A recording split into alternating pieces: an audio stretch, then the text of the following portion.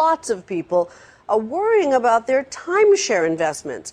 4.7 million people have these often wonderful vacation retreats that can turn into terrible financial headaches. It was a $10.6 billion industry last year, and as Vicki Mabry discovered, once you get timeshare, it's often not easy to get rid of it. A warning tonight from the Better Business Bureau for anyone trying to unload a timeshare. The Better Business Bureau of Eastern Michigan is warning about two companies that claim they can help timeshare owners everywhere sell their property. The Attorney General's office is investigating dozens of companies accused of timeshare resale fraud. More than 8,000 consumers have complained to the Attorney General's office in Florida about timeshare resale companies. Many say they paid these folks to market and sell their timeshare, but wound up deeper in debt. We get complaints every month from timeshare resellers around here. 8,500 consumers have filed timeshare resale related complaints with the Attorney General's office since January. We're talking about reselling a timeshare this morning, and there are a few things you need to look out for. Of course, our friend Aaron Defner from the BBB is here, and the Better Business Bureau has received, nearly 3,000 complaints about this in the past. You're right. Today, the Federal Trade Commission cracked down on timeshare resellers. We're here to talk about timeshare resales and the growing problem that the timeshare resale industry is to many West Virginia consumers and consumers around the world. The timeshare spending hit about $9.3 billion. I want to make it perfectly clear, we're talking about resellers of timeshares. The timeshare industry is a very large industry in this country.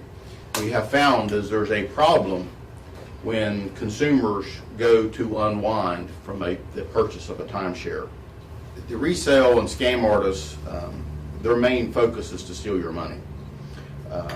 Today we have the Federal Trade Commission, the Department of Justice, state regulators, and international law enforcement agencies are joining together in a unified front to fight timeshare resale scams. Thank you for inviting the FTC. There are 28 states and 8 other countries participating in this multi-state and multinational law enforcement initiative.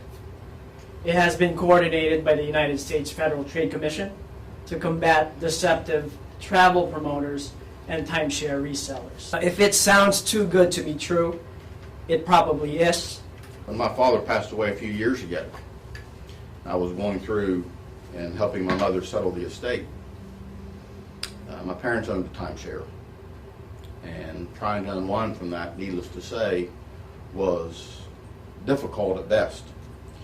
But in the course of going through all of his records, my father had even fallen victim to one of the scams, because that's how prevalent they are, and in many times how desperate consumers are when they go to try to sell or unwind from the timeshare. Times were good when Mary Lou Iannucci bought a little piece of paradise in South Carolina. So I've got a lot of money invested in this, and now that I'm on disability, it hurts. I also have to use oxygen from time to time. But a disability left Mary Lou desperate to recoup her $14,000 investment.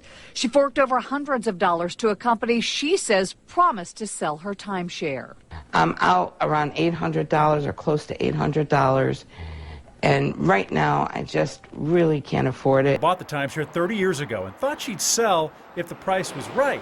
Then she got an offer she couldn't refuse. He said the purchase price to me would be $18,700, and I thought, wow, they have a buyer. It came from Wilmington Resort Sales out of North Carolina. Agent Bill Miller said he had a client lined up. He just needed $195. He wanted it to make sure the titles were clear. Manuela wired the money and later another $60 when asked. Since then, she's heard nothing. So what do you think happened? I'm not sure what's happened, but I don't like the way it feels. Bill Miller and Wilmington Resort Sales did not return our calls, and while the Federal Trade Commission didn't take action against them, they did announce 191 actions against other resellers doing the same thing.